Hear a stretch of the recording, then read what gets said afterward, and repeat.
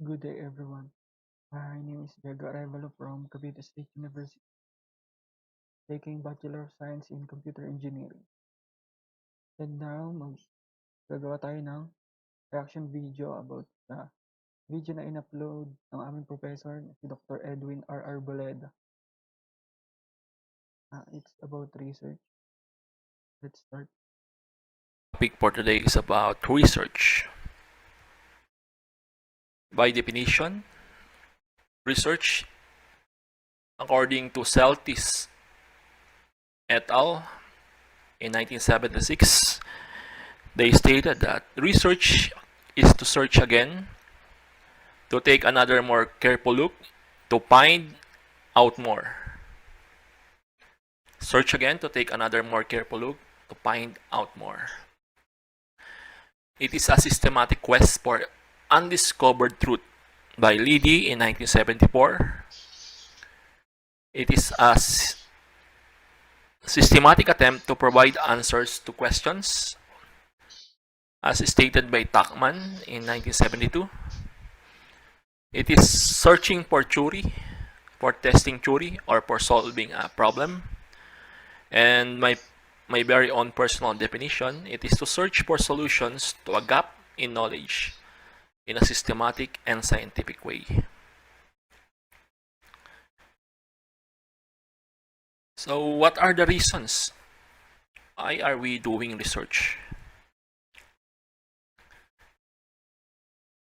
These are the definitions of research.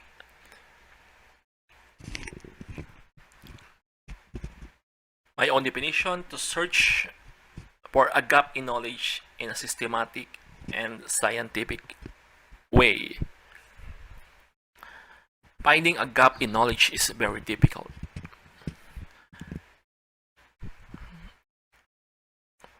And filling that gap, that's what we call research. And you do it in a systematic and scientific way. What are the reasons why? Propose muna natin. Balik tayo ng kuhan. So, binigyan tayo ng aming professor ng different definition ng research. So, we have 5 definition here, including his own definition. It is to search for solutions to a gap in knowledge in a systematic and scientific way. Kaya nga nabanggit, yung gap dito is yung research. So, in my opinion naman, ang research ay pagsikang new knowledge about sa isang bagay na nag-e-exist.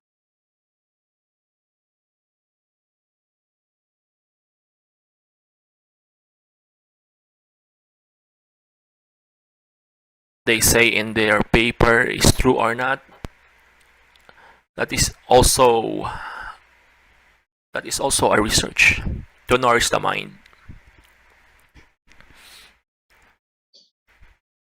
To nourish the mind. We do research to nourish our mind. Maybe for a long time you are interested in this problem. You cannot find a solution to it.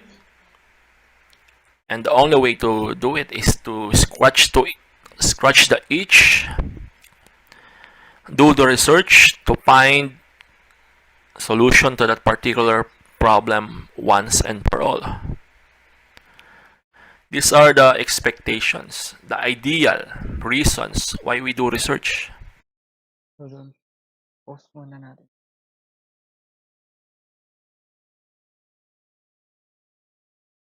So, ito na nga yung mga reasons for doing research. So, pinakita ng aming professor ang mga reason for doing research. But this is only the expectation. Para may mabuo tayong new knowledge, doing research was as seeking new learnings about something. And habang pinag-aaralan natin to, maiintindihan natin yung mga issues na nakapaloob dito. At pagkatapos nun, makakagawa or makakapag-provide na tayo ng solutions sa mga problem. Kung nakapag-provide na tayo ng solution, ay masisik na natin yung truth about the various issues or problem.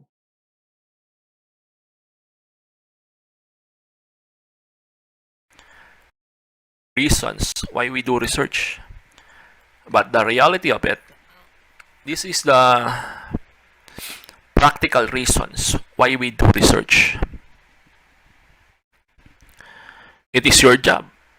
For example, you are a research assistant in a laboratory. It's your job to do research, to do the dirty work of the researcher. You are hired to conduct tests, evaluate. It's your job. For undergraduate student, you do research because it is your job. It is a requirement for you to graduate in your 4-year engineering course. So it's your job. No choice. For a faculty in a university, it is our job to conduct research. It's our job to teach instruction. It's our job to conduct research. It's also our job to conduct extension.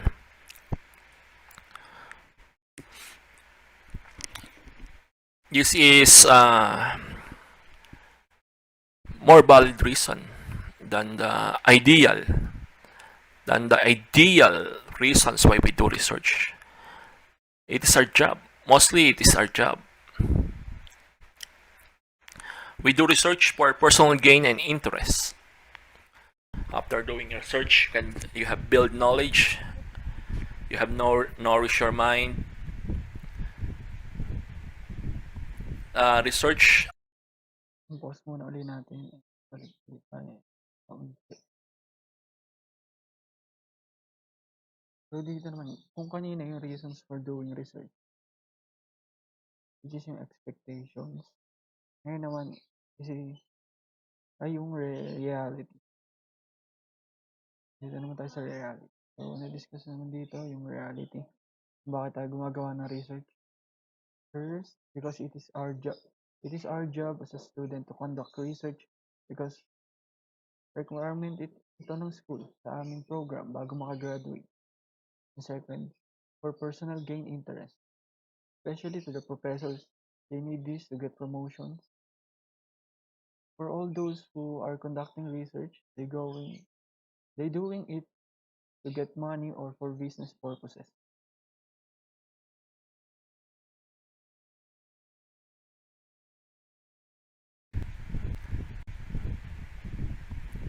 Research has an end game. After finishing what you have done in your research, you need to. This is the end game. You need to present it in a scientific convention or a conference. In other nations abroad, this is the requirement for them, or even for undergrad students, at least present in a conference. Reports. There is a terminal report, monthly report, what you have already finished. There are always a report to submit. And when the whole project is already done, you need to submit terminal report. Publications. You need to publish your results in a journal, scientific journal, such as Scopus Index Journal, Web of Science Journal, or ASEAN Citation Index Journal. For those, for some researchers, they can have a patent. Their end game or their goal is to have a patent to protect their intellectual property. The output of the research, it will become their intellectual property.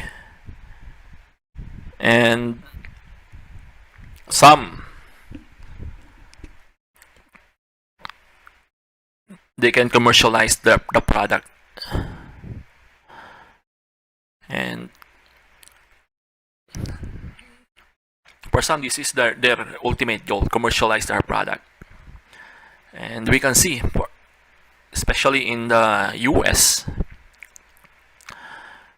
even though they are undergrad students, they are already a millionaire because they have commercialized the research output. And I think this should be the culture also in the Philippines. After finishing your Bachelor of Science degree, have produced a good research, a good product, then you can commercialize it. That's why we have a subject, technopreneurship. For some, the end game is to travel to other places, especially when doing presentations.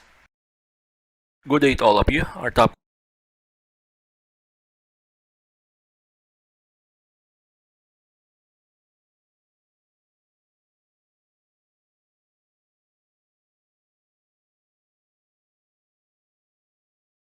So, dito naman tayo sa research endgame.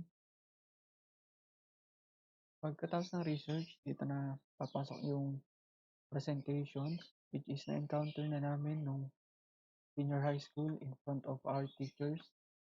Then, meron ditong report, publications, kung gusto i-publish yung research, patents, para maging legit na sariling gawa ang research at di maangkin ng iba.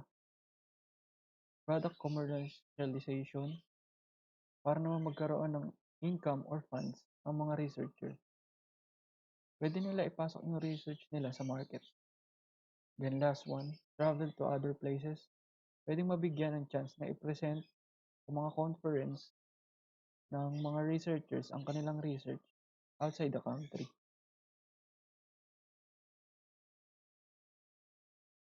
Fast forward tayo ng konti. Na-discuss din ng aming professor on 3 types of research and ulitin ko lang yung mga definition.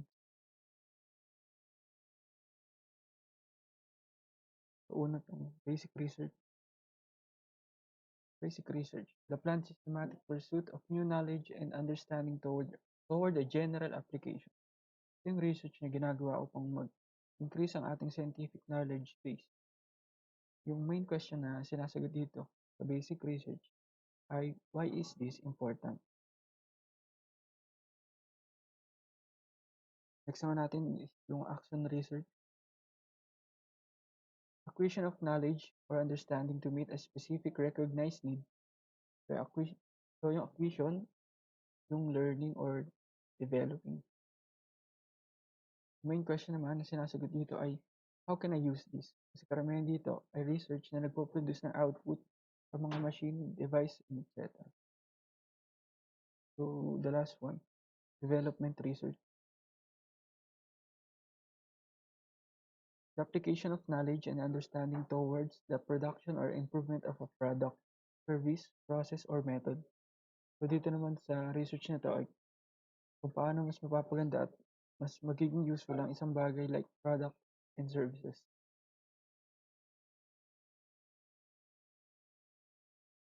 Then, ito naman tayo sa next, the last part.